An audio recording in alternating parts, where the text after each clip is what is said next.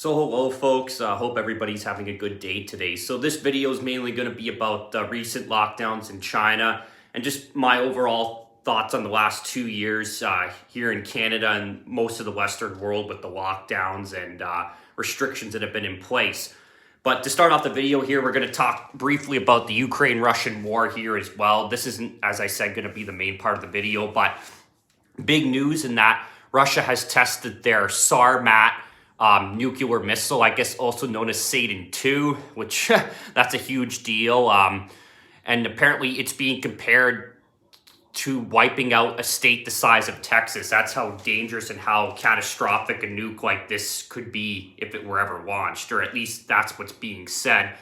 And it's being highly debated right now on whether the European Union wants to basically embargo or completely ban Russian oil. But I mean, the European Union is very divided right now, and this election going on in France will be quite interesting because if Marine Le Pen gets elected, for example, which the polls are showing that may or may not happen, but yet again, things have happened in the past, like with the 2016 election when Trump got elected, that people weren't expecting. So, but with Le Pen there, she seems to not be as harsh on Russia. I'm not going to say that she's like a Russian fangirl or whatever, but she's a little bit friendlier with Russia and everything. So if she got elected, that could make a big difference in, the whole embargo or the ban.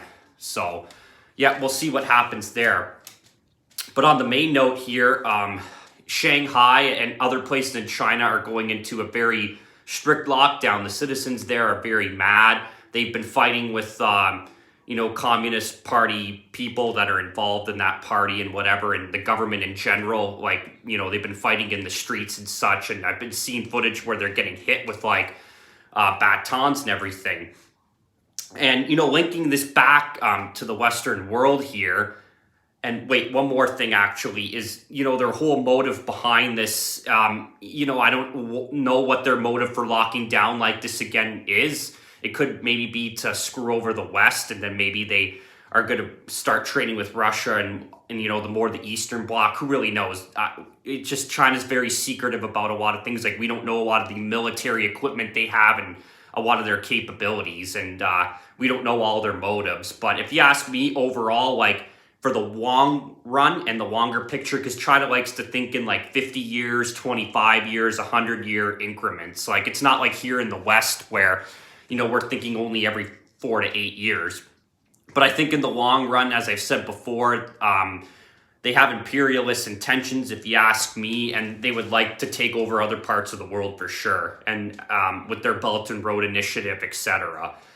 But linking these lockdowns back to the Western world here is we've actually become more like China here in the West over the last 2 years with these lockdowns and, basically the government ruling over us with an iron fist. And wearing the masks all the time, that's a lot like China as well.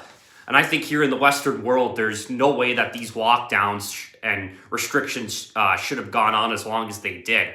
I just think it's absolutely ridiculous that, for a mild virus overall, this virus maybe wiped out 1% of the population, maybe just a bit above that. That's a small part of the population at the end of the day. There is no logical reason why they should have been locking down as long as they did.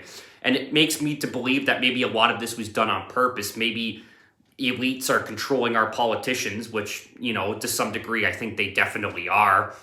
And they purposely want to try to collapse the economies around the world, at least all the major economies, and cause another big economic recession or possibly a depression and, bring us to war. And then look at now we're on pretty much the brink of WW3 here with the Ukraine-Russian conflict going on as well.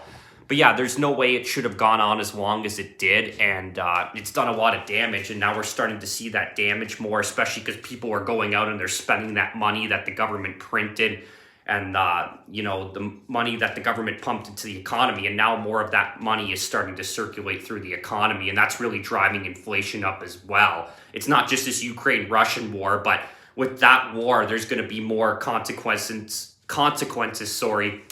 in about 6 months, I think, when the fall comes, especially with the food supply, because farmers start laying their crop usually around this time of the year, and this is all around the world. And then they harvest most of their food in the fall, and then that's basically the food supply for the year, and they preserve it and such. But all I know is that, I personally want these politicians to be held accountable for what they did. A lot of them were real pieces of shit, to be honest with you. They did nothing wrong with giving vaccines to the public. And, there was nothing wrong with the initial lockdown at first, but there's no way it should have gone on as long as it did, and they shouldn't have forced stuff on people as well and saying, like, oh, you can't have your freedom or you can't go here and there unless you get the jab. Like, it's unacceptable a lot, and it breaks a lot of laws here in Canada, like your charter rights and parts of the criminal code as well. So, yeah, that's just my thoughts on that overall is they should be held accountable, and a lot of these people are real pieces of shit, to be honest with you. And yeah, that's about it. Have a good day.